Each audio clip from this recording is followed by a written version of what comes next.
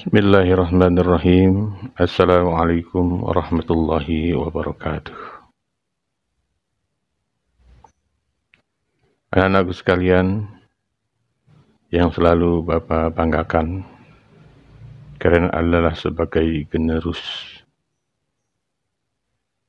sebagai berlanjut tongkat estafet ini.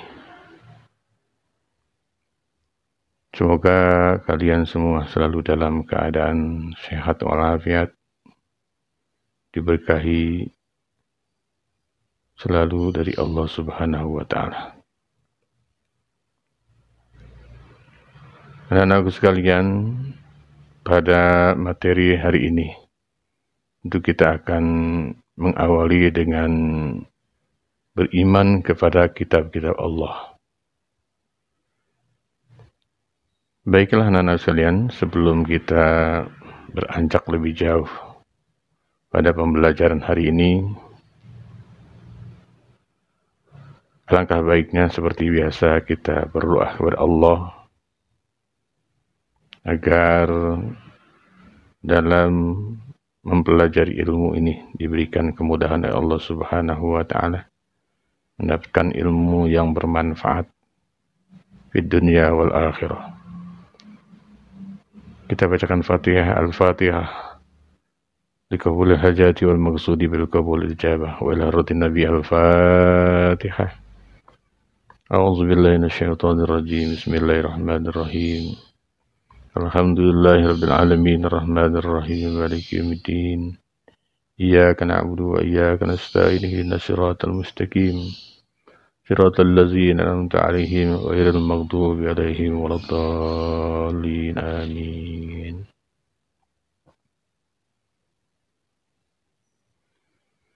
Alhamdulillah anak-anakku sekalian, telah selesai kita mengawali pembelajaran ini dengan membaca Al-Fatihah.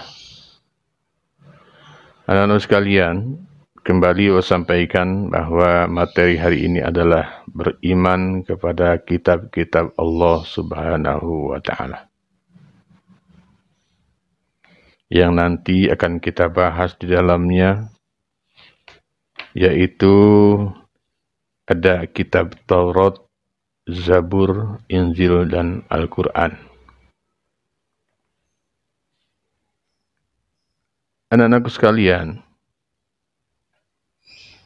sejak Nabi Adam alaihissalam sampai kepada Nabi Muhammad sallallahu alaihi wasallam, para rasul datang untuk menyampaikan ajaran Allah Subhanahu wa Ta'ala kepada umatnya. Sebagai manusia biasa, para rasul pun akan meninggal dunia. Sepeninggalan para rasul dalam kehidupan umat manusia pasti akan mengalami pergeseran, dan ada yang mulai meninggalkan daripada ajarannya. Saat itulah kehidupan umat manusia mulai kacau, karena mereka tidak lagi berpedoman sebagaimana yang telah dibawa oleh Rasul dengan diturunkannya kitab suci. Umat manusia memiliki pedoman hidup. Al-Quran adalah kitab suci umat Islam yang diwahyukan oleh Allah Subhanahu wa Ta'ala melalui malaikat Jibril secara berangsur-angsur kepada Nabi Muhammad SAW.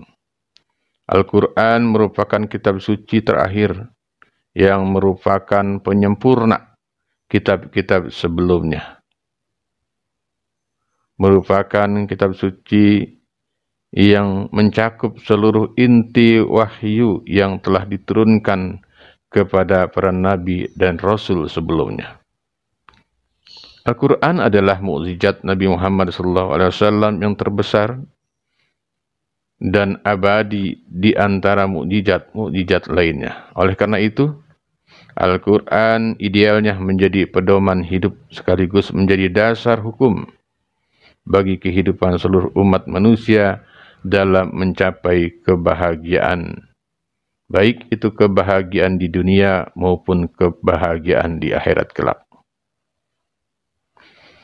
Rasulullah Shallallahu Alaihi Wasallam menegaskan bahwa manusia tidak tersesat dalam menjalani hidupnya selama berpegang teguh kepada Al-Quran dan Al-Hadis. Rasulullah Shallallahu Alaihi Wasallam bersabda, "Taraktu fikum amrayn, ma in tamassaktum bihima lan tadillu abada. Kitab Allah wa sunnat rasulih." Ruahul Hakim. Artinya akan kutinggalkan untukmu dua perkara, dua pusaka. Kalian tidak akan tersesat selama berpegang teguh kepada keduanya, yaitu Al-Quran dan As-Sunnah. Hadis riwayat Hakim. Anak-anak sekalian, tentu yang pertama adalah kitab Al-Quran, dan tentu juga kita memahami kitab-kitab yang ada termaktub dalam Al-Quran. Sebagaimana firman Allah Subhanahu wa Ta'ala, "Wa anzalna ilaikal kitaba bil haqqi musaddiqan lima bayna yadayhi minal kitabi wa muhaiminan alaihi fahkum bainahum bima anzalallah wa la tattabi ahwa'ahum amma ja'aka minal haq." Ini terdapat dalam Quran surah Al-Maidah ayat 48. Dan kami telah menurunkan kitab Al-Quran kepadamu Muhammad dengan membawa kebenaran yang membenarkan kitab-kitab yang diturunkan sebelumnya. Jadi ini adalah penyempurna dari kitab-kitab sebelumnya. Seperti telah Bapak sampaikan, ada 4 kitab di dalam Al-Quran disebutkan, yaitu yang pertama kitab Taurat yang diturunkan kepada Nabi Musa alaihissalam, kitab Zabur kepada Nabi Daud alaihissalam, kitab Injil kepada Nabi Isa alaihissalam, dan kepada Al-Quran adalah kepada Nabi Muhammad sallallahu alaihi wasallam. Nah, ayat ini menjelaskan bagaimana diturunkan Al-Quran sebagai penyempurna. Maka putuskanlah perkara mereka menurut apa yang diturunkan Allah, dan janganlah engkau mengikuti keinginan mereka dengan meninggalkan kebenaran yang telah datang kepadamu. Jadi Al-Quran sebagai penyempurna, sebagai langkah-langkah pengambil keputusan yang tepat. Anak-anak sekalian, yang pertama adalah kita akan mengenal kitab Taurat. Kitab Taurat, kata Taurat berasal dari bahasa Ibrani. Torah intuksri. Kitab Taurat adalah salah satu kitab yang diwahyukan Allah Subhanahu wa Ta'ala kepada Nabi Musa alaihissalam. Kitab Taurat menjadi petunjuk dan bimbingan bagi kaum Bani Israel. Firman Allah Subhanahu wa Ta'ala, "Wa atayna Musal kitaba wa ja'alnahu hudal li Bani Israil alla tattahizu min duni wakila." Dan kami berikan kepada Musa kitab Taurat, maksudnya, dan kami jadikannya petunjuk bagi Bani Israel. Jangan kamu mengambil pelindung selain aku. Quran surah Al-Isra ayat 2. Anak-anak sekalian, kitab Taurat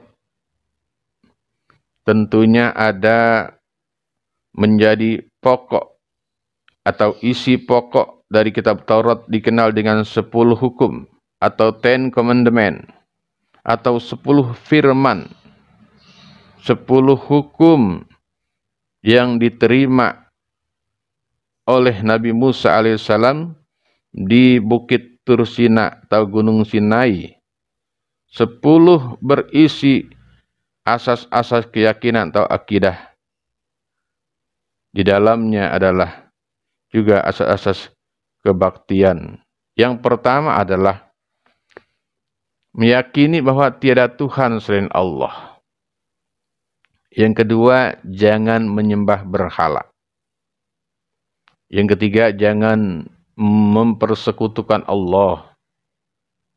Yang keempat, sucikan hari Sabat, yaitu hari Sabtu. 5. Menghormati kedua orang tua. 6. Jangan membunuh. 7. Jangan berzina. 8. Jangan mencuri. 9. Jangan bersumpah palsu atau berdusta. 10. Jangan menginginkan milik orang lain atau menginginkan hak orang lain. Itu 10 ajaran, 10 yang menjadi ketentuan yang terdapat dalam kitab Taurat yang diturunkan kepada Nabi Musa alaihissalam. Yang kedua adalah kitab Zabur. Kata Zabur bentuk jamaknya jubur. Berasal dari Zabara Yajburu Zabr, yang berarti menulis. Makna aslinya adalah kitab yang tertulis. Jabur dalam bahasa Arab dikenal dengan sebutan Mazmur. Jamaknya Majmir. Dalam bahasa Ibrani disebut Mizmar, yaitu nyanyian rohani yang dianggap suci. Sebagian ulama menyebut Mazmur yaitu salah satu kitab suci yang diturunkan sebelum Al-Quran, selain Taurat dan Injil.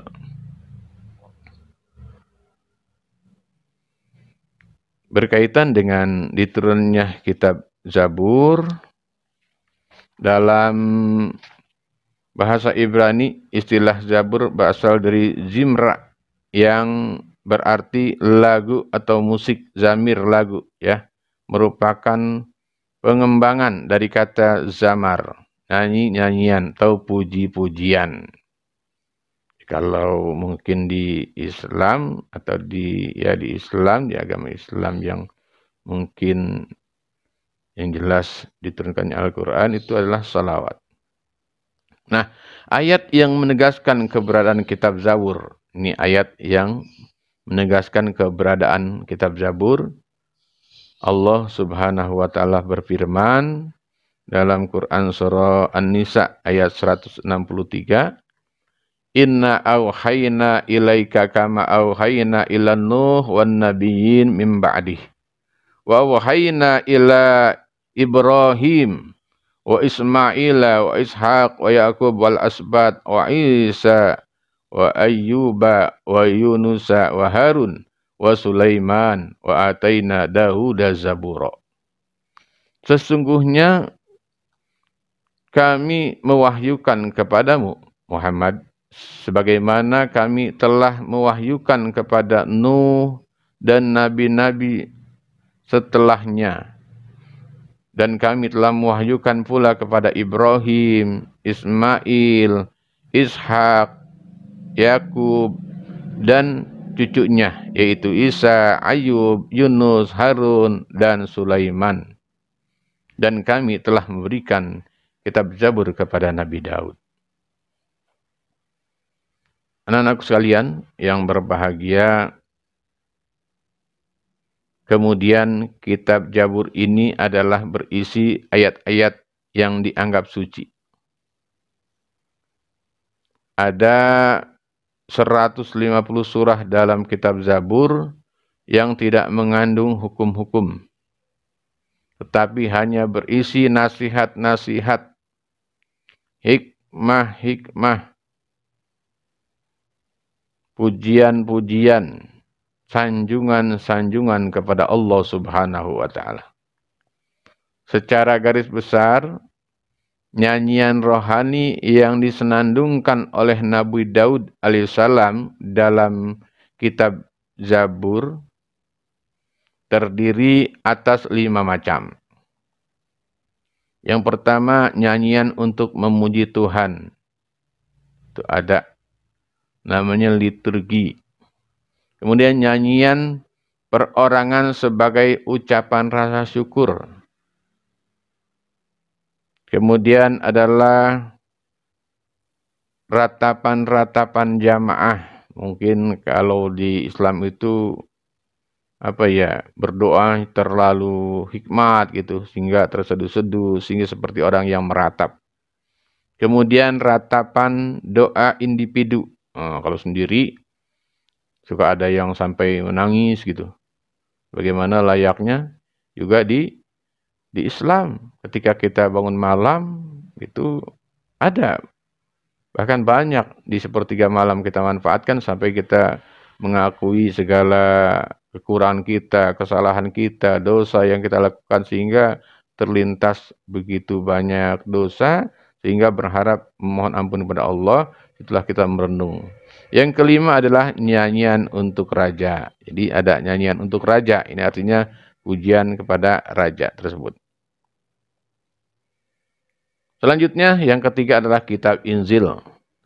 Kitab Injil ini diwahyukan oleh Allah Subhanahu wa Ta'ala kepada Nabi Isa alaihissalam. Kitab Injil diturunkan kepada Nabi Isa alaihissalam memuat keterangan-keterangan yang benar dan nyata, yaitu perintah-perintah Allah Subhanahu wa Ta'ala agar manusia mengesahkan dan tidak menyekutukannya dengan sesuatu apapun. Dalam kitab Injil terdapat pula keterangan mengenai akan lahirnya seorang nabi yang terakhir dan penutup para nabi dan rasul yang diberi nama Ahmad atau Muhammad sallallahu alaihi wasallam. Lanjut, kitab Injil diturunkan kepada Nabi Isa alaihissalam sebagai petunjuk dan cahaya penerang bagi manusia. Nabi Isa alaihissalam diutus untuk mengajarkan tauhid kepada umat atau pengikutnya. Tauhid di sini artinya mengesahkan Allah dan tidak menyekutukannya. Penjelasan ini tertulis dalam Quran surah Al-Hadid ayat 27. Summa qafaina ala asarihim birusulina wa qafaina bi Isa ibn Maryam wa atainahul injil wa ja'alna fi qulubil ladzina tabauhu rafatan wa rahmah. Artinya, kemudian kami susulkan Rasul-Rasul kami mengikuti jejak mereka, dan kami susulkan pula Isa putra Maryam, dan kami berikan Injil kepadanya, dan kami jadikan rasa santun dan kasih sayang dalam hati orang-orang yang mengikutinya. Quran Surah Al-Hadid ayat 27. Kemudian di sini Injil yang sekarang, Taurat yang sekarang tentunya sudah berbeda dengan Injil-Injil yang memang sebelumnya, yaitu sudah banyak mengalami perubahan, pergantian yang dilakukan oleh tangan manusia. Kitab Injil yang sekarang memuat tulisan dan catatan perihal kehidupan atau sejarah hidup Nabi Isa. Kitab ini ditulis menurut versi penulisnya, yaitu Matius, Markus, Lukas, dan Yahya atau Yohana. Mereka sebenarnya bukanlah orang-orang yang dekat dengan masa hidup Nabi Isa alaihissalam. Sejarah mencatat sebenarnya masih ada lagi kitab Injil versi Barnaba. Isi dari Injil Barnaba ini sangat berbeda dengan isi 4 kitab Injil yang tersebut di atas. Jadi Injil yang Barnaba dahulu itu sampai juga menceritakan akan datang kehidupan, akan datang seorang pemimpin yang dimaksud adalah Nabi Muhammad Sallallahu Alaihi Wasallam. Kemudian yang keempat yaitu Al-Quran. Al-Quran merupakan kitab suci yang diturunkan oleh Allah kepada Nabi Muhammad SAW melalui malaikat Jibril. Al-Quran diturunkan tidak sekaligus, melainkan tentunya secara berangsur-angsur. Al-Quran diturunkan selama kurang lebih 23 tahun, atau tepatnya 22 tahun, 2 bulan, 22 hari. Al-Quran yang terdiri dari 30 juz, 114 surat. Ya, ada 6.236 ayat, ada 74.437 kalimat, dan bahkan ada 325.345 huruf. Anak-anakku sekalian udah pernah menghitung belum ya? Ya, mudah-mudahan walaupun tidak sampai menghitung, sering-sering juga untuk membaca Al-Quran ya, atau lebih daripada itu bisa mentadaburi Al-Quran. Kemudian lanjut kepada intisari Al-Quran. Al-Quran yang diwahyukan kepada Nabi Muhammad SAW menghapus sebagian syariat yang tertera dalam kitab-kitab terdahulu dan tentunya melengkapi dengan tuntunan yang sesuai dengan perkembangan zaman. Al-Quran merupakan kitab suci terlengkap dan berlaku bagi semua umat manusia sampai akhir zaman. Oleh karena itu, sebagai Muslim, kita tidak perlu meragukannya sama sekali, karena kita sudah jelas sesuai dengan firman Allah dalam surah Al-Baqarah ayat 2, "Zalikal kitabul la raiba fi hudalil muttaqin." Kitab Al-Quran ini tidak ada keraguan padanya, petunjuk bagi mereka yang bertakwa. Anak-anak sekalian, kemudian juga ada nama-nama lain Al-Quran. Kalian juga harus mengetahui nama-nama lain Al-Quran. Karena ketika kalian tahu dan mengetahui nama-nama Al-Quran, nanti kalian akan lebih dekat kepada Al-Quran, setidaknya adalah sering-sering untuk membacanya. Nama-nama lain dari Al-Quran yaitu yang pertama adalah Al-Huda. Al-Huda, kalau kita lihat ada nama masjid namanya Masjid Jami Al-Huda. Huda itu sebagai petunjuk seluruh umat manusia. Kemudian ada Al-Furqan. Al-Furqan adalah sebagai pembeda antara yang baik dan yang buruk, antara yang hak dan yang batil. Kemudian ada Asy-Syifa. Asy-Syifa itu sebagai penawar, sebagai obat penenang hati. Nih. Jadi kadang kita baca Al-Fatihah, kita niatkan untuk kesembuhan diri kita, Allah ijabah itu. Karena apa? Karena Al-Quran sebagai Asy-Syifa, sebagai tentu obat. Kemudian ada Az-Zikr. Az-Zikr ini adalah zikir sebagai peringatan adanya ancaman dan balasan. Jadi ketika terjadi mungkin musibah, ya kan? Terjadi bencana, kita renungkan hal itu. Atau ada kesalahan yang terjadi dalam diri kita, kita renungkan. Kita jadikan satu peringatan buat kita. Ibroh yang menjadi nasihat buat kita. Yang kelima, yaitu ada Alkitab. Alkitab adalah Al-Quran sebagai firman Allah yang dibukukan. Jadi itulah yang terkait kepada nama-nama lain dari Al-Quran. Kemudian ada isi Al-Quran. Ini isi Al-Quran adapun isi pokok Al-Quran itu terdiri dari 6 ya. Ada menjelaskan tentang akidah. Akidah itu keyakinan. Ya, jelas itu. Keyakinan, bisa saja kul huwallahu ahad dan lain sebagainya. Kemudian ada ibadah. Ada ibadah mahdhah, ada ibadah ghairu mahdhah. Ibadah yang langsung kepada Allah, ya. Seperti kita berkewajiban. Nanti kan kita berkewajiban untuk melaksanakan ibadah puasa, itu kan langsung itu. Karena puasa itu langsung. As-saumu li wa ana ajri bih. Jadi langsung itu. Kemudian yang atau yang ketiga, akhlak seorang hamba kepada Khalik. Jadi akhlak kita juga udah diatur tuh. Bagaimana bahasanya kita taat pada Allah, atiullah wa atiur rasul wa ulil amri minkum. Bagaimana kita taat tersebut harus sesuai. Kemudian ada yang namanya muamalah, hubungan sama manusia diatur tuh. Bagaimana man kana yu'minu billahi wal yawmil akhir, bagaimana ketika ada tamu di rumah kita, bagaimana hidup di tengah-tengah masyarakat. Sebagaimana layaknya, seperti kewajiban orang tua, seperti ronda malam umpamanya. Ya, ini juga hal-hal yang mengandung muamalah. Ada yang menjelaskan pula tentang kisah yang diceritakan cerita Nabi. Ini juga cerita Nabi, cerita orang-orang soleh.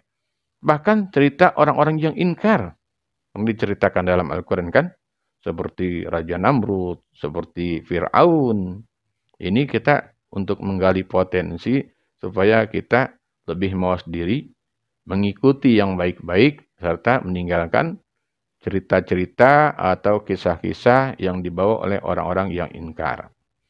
Yang keenam yaitu semangat mengembangkan ilmu pengetahuan. Jadi harus semangat.